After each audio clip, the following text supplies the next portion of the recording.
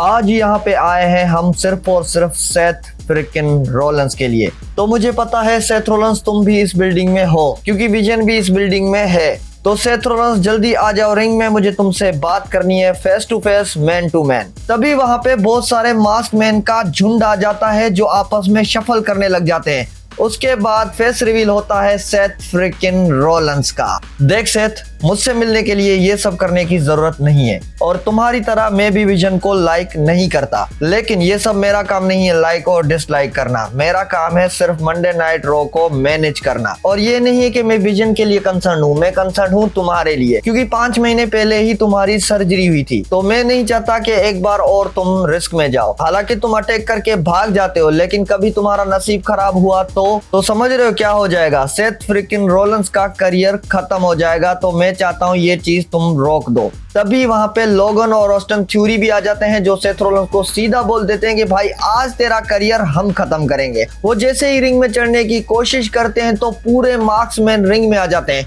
और वही जैसे एंट्री मारी थी वैसे ही शफल करने लग जाते हैं। मतलब पता लग ही नहीं रहा था कि सेथ रोलेंस में से है कौन। और यही वीडियो मैंने बहुत बार देखने की कोशिश की, लेकिन ये बता पाना मुश्किल है कि इनमें से सेथ रोलेंस कौन सा है। सेथ रोलेंस तो वहां पे भागने में कामयाब हुए। उसके बाद म्यूजिक बजता है एलए नाइट का, जो सीधा आकर अटैक कर देता है विजन पे। लेकिन 2-on-1 के चक्कर में एलए नाइट यहाँ पे फंस जाते हैं, तो उसकी हेल्प करने आ जाते हैं ऊसोस। और ये नहीं है कि जे ऊसो और जिमी ऊसो एलए नाइट की मदद करने आए थे, उनकी खुद की भी विजन से दुश्मनी थी, इसलिए ऊसोस भी वहां पे आ जाते हैं। और ये जो सेथ रोलेंस वाली चीज है ना भाई, सच में ये बहुत ज्यादा अच्छी लग रही है। डब्ल्यूडब्ल्यूई ने कुछ नई चीज ट्राई की है, वो भी सेथ रोलेंस के हाथों। और यहाँ पे डब्ल्यूडब्ल्यूई ने सेथ रोलेंस के कैरेक्टर में भी कुछ चेंजिंग की है, जो देखने में काफी ज्यादा अच्छा लग रहा है। उसके बाद वुमेन्स की तरफ गॉन्टलेट मैच होती है, जिसकी शुरुआत करती हैं इयो स्काई और लायरा वेलकेरिया। और इनके बीच में इतनी मैच लंबी चली कि मुझे लगा कि सारा टाइम यही मैच ले जाएगी।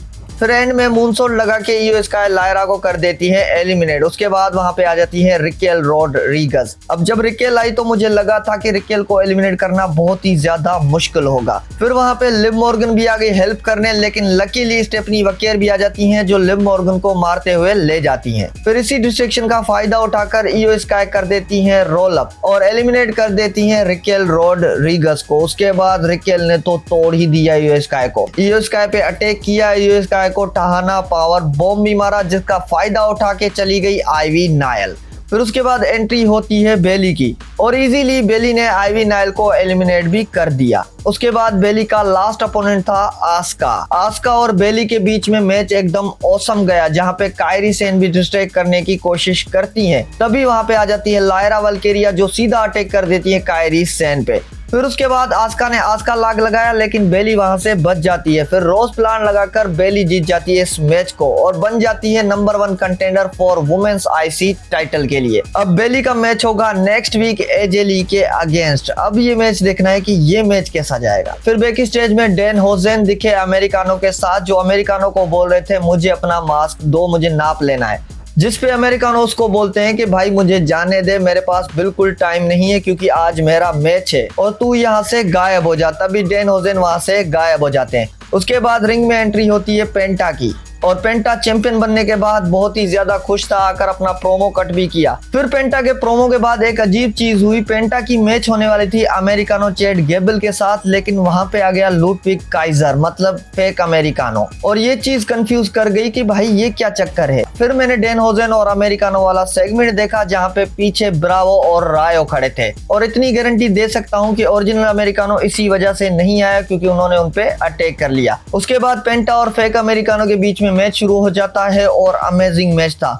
मतलब इन दोनों के बीच में मुकाबला काफी ज्यादा अच्छा हुआ, और लग भी रहा था कि भाई टाइटल के लिए मैच हो रहा है। फिर एंड में स्प्रिंग बोर्ड मैक्सिकन डिस्ट्रॉयर लगाकर पेंटा इस मैच को जीत जाते हैं। फिर उसके बाद रिंग में एंट्री होती है Liv Morgan, Dominik Mysterio and Raquel Rodriguez की, जो डोमिनिक मिस्टीरियो बहुत ही ज्यादा गुस्से में था, और वो सीधा आकर रिमैच की डिमांड करता है और फिन बेलर को दोषी ठहराता है। और ये भी बोलता है कि मैं चैंपियन होता अगर फिन बेलर वो हरकत ना करते तो। तभी वहां पे फिन बेलर भी आ जाते हैं, जिस पे फिन बेलर उसको बोलते हैं कि हाँ लास्ट टाइम अगर मैं नहीं होता तो तुम शायद अभी तक चैंपियन होते, आई एम सॉरी। लेकिन डोमिनिक मिस्टीरियो तुमने ही तो बोला था कि तुम ग्रेट मिस्टीरियो बनना चाहते हो। तो ग्रेट मिस्टीरियो ऐसे नहीं बना जाता। तुम्हें अपने बैटल्स अकेले लड़ने पड़ेंगे। मैंने तुम्हें बहुत कुछ सिखाया है, मैंने तुम्हें बहुत बार बचाया है, लेकिन तुम्हारा फादर शायद सही कहता था, तुम एक बदतमीज औलाद हो। और भाई ये बात सुनकर डोमिनिक मिस्टीरियो की टोटल सटक गई। डोमिनिक मिस्टीरियो सीधा धक्का दे देता है फिन बेलर को। फिर क्या, फिन बेलर भी उसको किक कर देते हैं। फिर जेडी ने कोशिश की दोनों को रोकने के लिए, लेकिन ये नहीं रुके। फिन बेलर ने फिर से अटैक कर दिया डोमिनिक मिस्टीरियो पे, जो जेडी देख नहीं पाया। जेडी ने भी यहाँ पे धोखा दे दिया फिन बेलर को। फिर तो भाई पूरी जजमेंट डे ने मिलकर फिन बेलर को क्या तोड़ा है। लिटरली डोमिनिक मिस्टीरियो ने बेल हैमर शूज में डालकर फिन बेलर को 619 भी मारा और उसके बाद 2 फ्रॉग स्प्लैश भी मारे। मतलब फिन बेलर की तो आज हालत टोटली बुरी थी। लेकिन ये चीज देखकर अच्छी लगी कि finally Finn Balor Judgment Day से अलग हो ही गया और इसी चक्कर में WWE फिन बेलर को अच्छा पुश भी दे सकती है। लेकिन फिलहाल तो फिन बेलर जजमेंट डे से अपना बदला लेगा, वो भी जोर शोर से। फिर उसके बाद मैच होता है रूसेव वर्सेस ओबाफेमी के बीच में और मुझे पता था कि ये मैच इतना लंबा नहीं चलेगा, क्योंकि जितना डोमिनेटिंग ओबाफेमी को दिखाया है तो मुझे पता है कि रूसेव की आज बुरी हालत होने वाली है। और ओबाफेमी ने ऊपर से जो रूसेव को पटका है वो देखने में तो भाई अलग ही मजा आ गया और इसी के ही चलते ओबाफेमी ये मैच जीत जाते हैं। और अगर ओबाफेमी का कैरेक्टर ऐसा ही चलता रहा तो वो दिन दूर नहीं जब ओबाफेमी वर्सेस ब्रोक लेसनर का मैच होगा। फिर उसके बाद रिंग में एंट्री होती है best in the world CM पंक की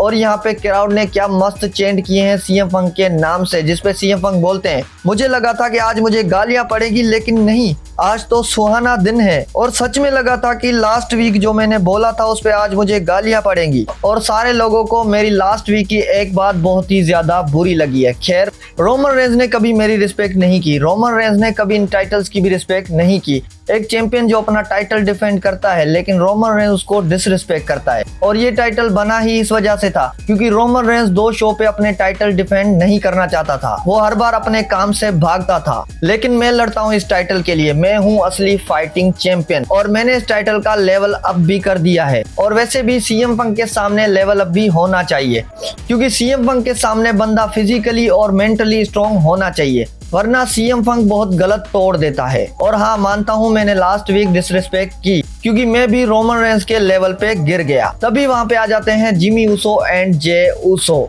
जो आकर सीधा CM पंक को बोलते हैं, जो कुछ भी तूने बोला है उसके लिए सॉरी बोल। जिसपे CM पंक बोलते हैं कि फिर से रोमन रेंज ने तुम लोगों को भेज दिया, जिसपे ऊसोस रिप्लाई करते हैं कि हमें इस बार रोमन रेंज ने नहीं भेजा। देख फंक, ये बात रोमन रेंज की नहीं है, ये बात है डिसरिस्पेक्ट की और मैं तेरी बहुत ही ज्यादा रिस्पेक्ट करता हूँ, लेकिन तुमने जो मेरी फैमिली के बारे में बोला, तुम्हें सॉरी बोलना पड़ेगा। तुम सही बोल रहे हो, जे ऊसो बहुत ज्यादा गर्म हो रहा है, लेकिन तुम सही बोल रहे हो।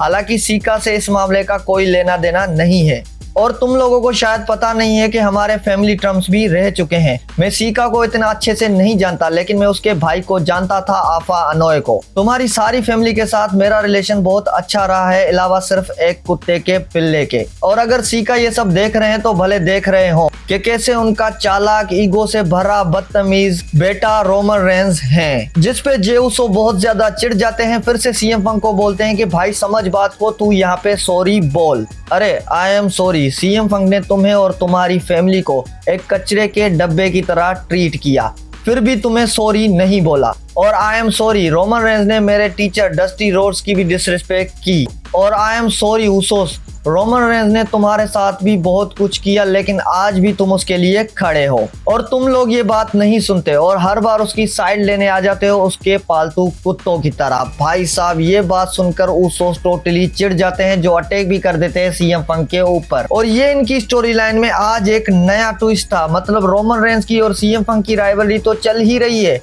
और उनका रेसलमेनिया में मैच भी होने वाला है, लेकिन ऊसोस इसमें एंट्री लेंगे ये नहीं पता था। बाकी नेक्स्ट वीक रोमन रेंज की भी मंडे नाइट रॉ में अपीयरेंस होने वाली है। अब ये स्टोरी लाइन क्या चल रही है, रोमन रेंज ही आकर क्लियर करेगा। वैसे आज की मंडे नाइट रॉ की बात करें तो आज की मंडे नाइट रॉ भी ऑसम थी। फिर चाहे वो सेथ रोलिंस की माइंड गेम्स हो, ओबाफेमी और रूसेव की मैच हो और जजमेंट डे का टूटना हो, टोटली ऑसम। मुझे कमेंट करके जरूर बताना कि आपको कौन सा सेगमेंट सबसे ज्यादा अच्छा लगा।